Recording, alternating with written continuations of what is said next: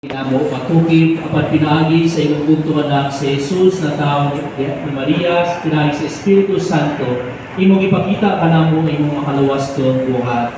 Espesyal kami na kayo Ginoo sa imong mga panalangin, pinabinani ni among mga amahan karon ania, nahupunta kaubanan nimo sila sa tanan nilang mga paningkamot, alang sa ilang kaugalingon ug alang sa ilang pamilya. Kasayon ikaw Ginoo sa sulod sa ilang mga kasing-kasing. Hinaot, kay hatag nimo ang ilang mga intensyon, subay sa imong kabubuton.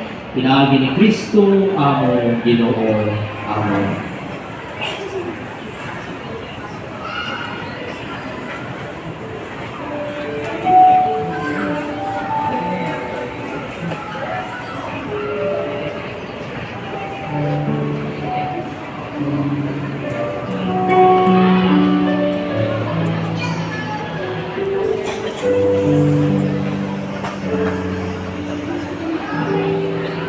So ato palakpakan, kaya kini sa mga happy Father's Day, ano?